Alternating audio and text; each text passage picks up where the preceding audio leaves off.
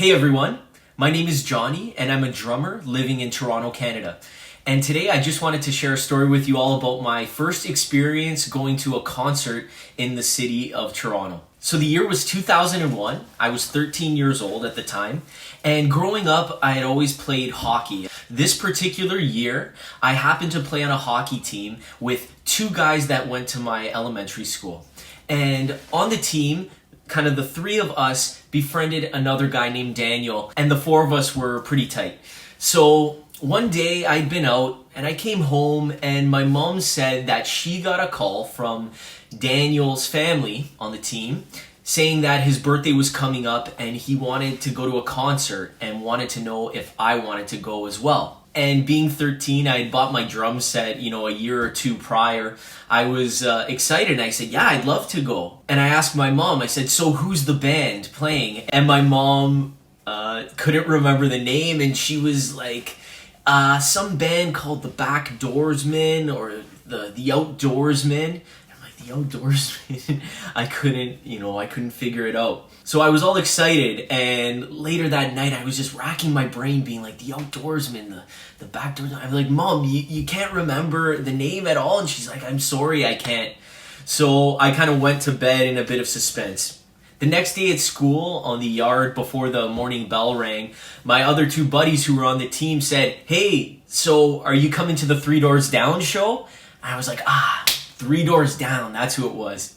So I was like, yeah, I'm going. Three Doors Down was kind of all the rage at the time. Growing up in Canada, we had Big Shiny Tunes, which was a compilation CD that Much Music would put out every year, kind of showcasing all the top rock and alternative bands on one CD. And Three Doors Down were on Big Shiny Tunes 5. So they had a big single. In fact, their single Kryptonite peaked at number 3 on the Billboard Hot 100 that year. So we were all excited and pretty pumped up that we were going to a concert at 13. We felt kind of cool. So later that week at our hockey practice or at the next hockey game, we were chatting with Daniel and telling him how pumped we were for the show, and he was excited too.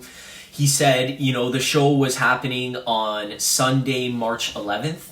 2001, and that we were going to be driven down there and it was just going to be us, like no parents or anything, which I was uncertain about at first. So we thought, awesome, just the boys. The concert was taking place at a place downtown called the Warehouse. The Warehouse no longer exists, and I'll explain what happened to it a little later in the video. So the Warehouse on March 11th, it was going down. So the day came, and I forget how we got down there, but I think someone in Daniel's family drove us down there, and we got dropped off. Now, we were 13, and it was a little intimidating going into this club, you know what I mean? It wasn't a stadium or an arena. We showed up at the time that the ticket said, which, may have been 7 o'clock typically, and we showed up. We went in, and the Warehouse was quite literally a warehouse. I don't remember all of the details. It was so long ago, but I just really remember it looking like a warehouse, a big open kind of space, a rectangle. And I remember thinking, there aren't a lot of people here right now. Where is everyone? And little did I know, having been our first concert, that most people show up for the main act or main acts. So we were there super early before the bands had even gone on. And I just remember kind of standing around. I think we had our hands X'd or something because we were underage. It was an all ages show, but I felt like we were the youngest people there for sure. We were like 13-year-old little hockey guys, standing in this concert. So the first band that went on was a band called Oleander. I still remember the name. And as soon as they came out, I was in awe. Even though they were an opener, and I'm sure they had less lights and less sound and less this and that, but it was really cool to me to see that. And I felt like I was in the presence of this real show. So we stood around for that. There weren't too many people there. We were a little confused. We're like, is this how the night's kind of going? Oleander played their set. Next up was the band Fuel. And Fuel at the time had a big hit on kind of the rock alternative station called Hemorrhage in My Hands. So they had a bit of a buzz going on. Right before their set, the place really started to fill in. And as soon as Fuel started their set, I remember people lighting up all kinds of things. And I remember for the first time smelling stuff that I hadn't really smelled before. And clearly it was people smoking weed and a lot of cigarettes. This was at the time when smoking cigarettes indoors was legal. So we were getting exposed to a lot of smoke that night. And it kind of didn't really bother me. I felt like I was grown up because that was what the older kids kind of smelled like when they came home from clubs or whatever. My older brother, I remember his sweaters and everything would always smell of smoke when he would go out for a night at the bar. So we kind of stood at the back of the room, kind of behind the soundboard. It was getting really full up front, and we were just kind of small 13-year-olds. We just didn't want to get in there at that point. I didn't know any of the songs really, I was just kind of taking it all in. But I remember just standing for so long. We got there so early that my legs were getting like really tired, which is kind of lame, but I just remember feeling that. So after Fuel did their set, we were just kind of hanging out, go to the bar, we grabbed some kind of ultra syrupy Coca-Cola, getting all hopped up on caffeine because that's all we could get. But I remember, we spotted someone in the crowd, and the person we spotted was NHL Hall of Famer Eric Lindros. He was at the show. And Eric Lindros grew up in the Toronto area, but he was known for playing on the Philadelphia Flyers. So us being hockey players, we're like, that's Lindros. We gotta go say hi. And we were so awkward and shy. We saw him go into the men's room, and my buddy Kevin followed him in. He's like, I'm going in. I'm gonna see what I can do. So we're like, yeah, okay, cool. So after about a minute, we were like, what's going on? We poked our heads in, and we saw Eric Lindros kind of washing his hands at the sink, and our buddy Kevin was just washing his hands right next to him, kind of looking at him, And Eric Lindros kind of turned, I guess didn't see our buddy Kevin, and elbowed him, and he was kind of like, hey, sorry, kid. I remember we were dying laughing. Kevin came out, and he was just like, Eric Lindros just elbowed me. We loved it. That was definitely a highlight. And before I did this video, I was kind of curious as to why Eric Lindros would be at this concert. He was one of the top players in the league,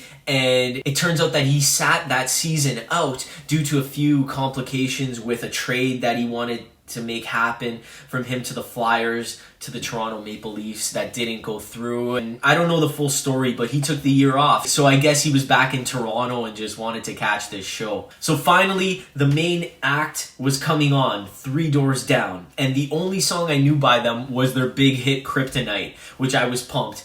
And I remember we were just standing and watching, and the show was great. I was taking it all in, but I didn't know any of the songs all day. And, after a while, stuff just kind of starts to sound the same. And I'm not saying this in a bad way. I'm just saying, I was so anxious to hear Kryptonite. And of course, they played their whole set, and then they leave. You think the show is over. And we'd never been to a concert before, so we're like, is that done? Are they not even playing Kryptonite right now? And then, of course, they came back on, and they played Kryptonite, and everyone blew up and exploded and loved it. And we loved it too. Now thinking back, we were the youngest kids there. We had to be. I remember everyone was older. And I remember just the kind of people at the show. It was like, oh, these are rockers. And just coming from the suburbs in Mississauga, you were kind of labeled into certain things. You were either kind of an athletic person, or you were like into dance music, a Gino, or you were a rocker and into rock and punk. And I felt like we were like the athletic guys who liked rock. So we were kind of infiltrating this world of rockers. So once the show was over, I remember thinking, I was like, I can't wait to just sit down, because we had been standing since before the opening band. We were there. We were one of the first people there, and we saw this show from start to finish. I remember coming home though, and my sweater, I wore this red sweater, and I remember it smelled so much like smoke and cigarettes. I remember putting it in my hamper in my room, and my whole room just smelled for a few days. We kind of got a taste of what the club scene and bar scene was like in those days with all of the smoking. So the next day at school, it was Monday, and all of our friends who knew we were going to this concert on the schoolyard before the bell, everyone was asking us, how did the show go? What was it like? And we felt so cool. We were like, yeah, you know, we saw all these bands and, you know, we came home stinking of smoke and Kevin got elbowed by Eric Lindros in the bathroom. No big deal. So we definitely scored some brownie points that day and had a lot of stories to tell. Now, going back to the venue, the Warehouse, it no longer exists, like I said. And the Warehouse actually changed names a few short months later to the Kool Haus, which was the venue that it remained up until recent times, until the whole complex closed. The complex was known as Guvernment, and it was located at Queens Quay and Lower Jarvis, just south of Lakeshore in Toronto. And it was an industrial area at the time, but now it's since been developed into a lot of condos and development. As you can see, here's a Google Street View photo of the Guvernment in 2007. Here's one in 2011, 2014, 2015, and here's one in 2020. And as you can see, the whole landscape of that part of town has changed. The Warehouse was kind of a mid-sized venue in Toronto. It housed about 2,000 to 3,000 people, I believe. And some of the bands that played at the Warehouse were Green Day, the Foo Fighters, David Bowie, Bjork, Prozac, Primus, Moby, Third Eye Blind, and kind of all of the post-grunge and alternative acts played there.